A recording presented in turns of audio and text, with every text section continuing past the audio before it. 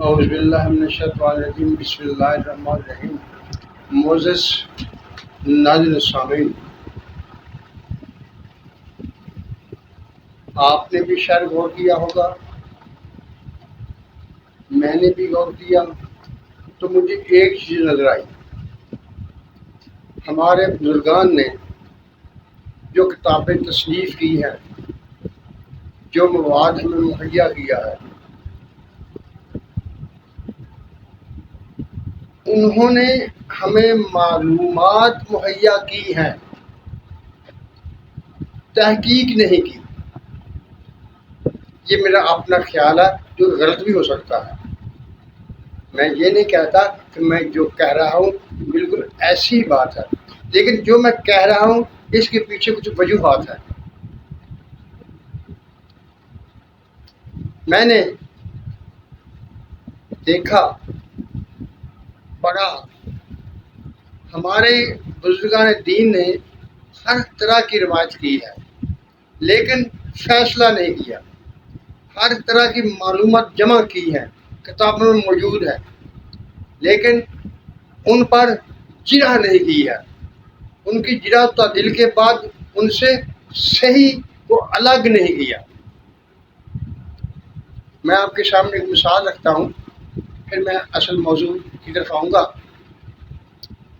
میں تحقیق کر رہا تھا کہ حضرت اماں حوا کا تخلیق کا جو واقعہ ہے وہ کہاں ہوا۔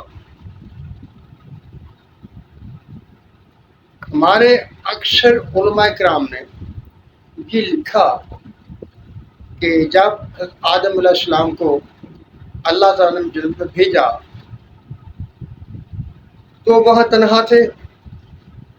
کچھ وقت گزرنے کے بعد کچھ تنہائی کے ہاتھوں پریشان ہوئے تو اللہ تعالیٰ نے حضرت آدم علیہ السلام پر نیند طاری کر دی اور ان کی چھوٹی پسلی سے، بائیں چھوٹی پسلی سے حضرت اماں حوا کو تخلیق کیا۔ جب حضرت آدم نیند سے جاگے تو دیکھا کہ ساتھ پاس کے بیٹھا ہوا ہے ایک خوبصورت ہم جنس بیٹھا ہوا ہے، تو اس کی طرف ہاتھ بڑھایا تو فرشتوں نے آپ کو روک دیا اور کہا کہ پہلے حق مہر ادا کیجیے۔ یہ ایک شخص نے بات نہیں لکھی، ہر مسلک والے نے یہی بات لکھی ہے، لیکن میرا خیال ہے کہ اگر ہم قرآن کا مطالعہ کرتے ہیں تو یہ بات ثابت نہیں ہوتی۔ ہمارے بزرگان کی میری نظر میں ایک کمزوری رہی ہے کہ وہ بنی اسرائیل کی روایات کو لیتے رہے ہیں اور اسی کی بنیاد پر قرآن شریف کی آیات کی تشریح کرتے رہے یا تفسیر کرتے رہے۔ یہی معاملہ جو میں نے آپ کے سامنے بیان کیا ہے، اگر قرآن شریف کی طرف سے اس کو دیکھیں تو کچھ اور نظر آتا ہے۔ آپ تصور کیجئے، اپنے خیال میں بٹھائیے کہ حضرت آدم علیہ السلام فرشتوں سے مقابلہ جیت چکے ہیں، علمی مقابلہ تھا، وہ جیت چکے ہیں۔ مقابلہ جیتنے کے بعد اللہ تعالیٰ نے فرشتوں کو حکم دیا کہ آدم کو سجدہ کرو، آدم کو سجدہ ہو گیا۔ جب آدم کو سجدہ ہو گیا تو اللہ تعالیٰ نے حضرت آدم کو مخاطب کرتے ہوئے کہا، اسکن انت وزوجک الجنہ، تو اور تیری بیوی دونوں جنت میں رہو۔ یعنی جب حضرت آدم علیہ السلام نے مقابلہ جیت لیا، اس وقت بھی حضرت آدم علیہ السلام ابھی جنت سے باہر تھے، اور جب آپ باہر تھے تو اللہ تعالیٰ نے کہا اسکن انت وزوجک الجنہ، جس کا مطلب یہ ہے کہ آپ کی بیوی حضرت اماں حوا بھی جنت سے باہر تھی، یعنی جنت سے پہلے کا واقعہ ہے۔ ابھی حضرت آدم علیہ السلام جنت میں نہیں گئے تھے، اسی طرح حضرت اماں حوا بھی جنت میں نہیں گئی تھی، دونوں باہر تھے، تو ان کو کہا اسکن انت وزوجک الجنہ، کہ تو اور تیری بیوی دونوں جنت میں رہو۔ یہ صاف بالکل واضح ہے، کلیئر ہے کہ جنت میں جانے سے پہلے حضرت اماں حوا کی تخلیق ہو چکی تھی۔ میں بات صرف تخلیق پر کر رہا ہوں، یہ نہیں کر رہا کہ حضرت اماں حوا کی تخلیق پسلی سے ہوئی تھی یا نہیں ہوئی تھی، وہ الگ معاملہ ہے، صرف تخلیق کی بات ہے۔ اور تخلیق بھی جنت سے باہر ہو چکی تھی، تبھی تو اللہ تعالیٰ فرما رہا ہے کہ تم اور تمہاری بیوی جنت میں رہو۔ معزز ناظرین سامعین،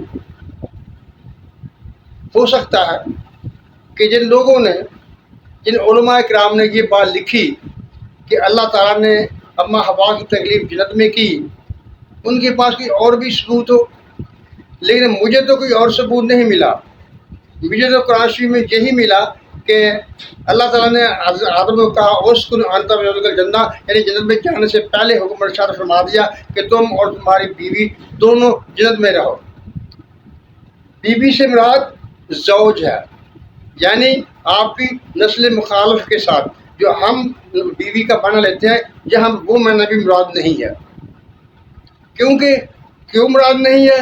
کیونکہ حضرت آدم علیہ السلام اور حضرت اما حوا تقریباً 60 سال تک جنت میں رہے ہیں، لیکن وہاں میاں بیوی والے کے تعلقات نہیں تھے، کیونکہ وہ معصوم تھے، ان کو اس بات کا پتہ ہی نہیں تھا۔ اس بات کا میاں بیوی تعلقات کا پتہ تو اس وقت لگا جب آدم علیہ السلام اما حوا نے وہ شجر کا، اس درخت کا پھل کھایا، اس وقت ان کی اولاد ظاہر ہوئی، اس سے پہلے ان کو پتہ ہی نہیں تھا۔ معزز ناظرین سامعین، اور بھی واقع ہیں تھوڑے سے جو اسی طرح ہے، علماء کرام نے ان کے بارے میں معلومات تو دے دی ہیں لیکن فیصلے نہیں کیے، یا کہیں پر بنی اسرائیل کی روایات پیش کر دی ہیں، کہیں پر اور سنی سنائی باتیں لکھ دی ہیں، لیکن تحقیق کر کے جواب نہیں دیا، تحقیق کر کے فیصلہ نہیں سنایا۔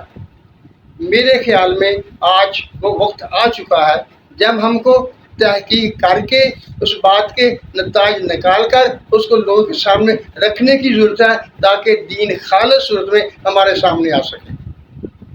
اور جو لوگ جو ایتھیسٹ وغیرہ اسلام پر اعتراض کرتے ہیں، قرآن پر اعتراض کرتے ہیں، تاکہ ان کا جواب بھی ہو سکے۔ جب ہم خود اپنے آپ کو صحیح کریں گے تو دوسروں کا جواب دیں گے۔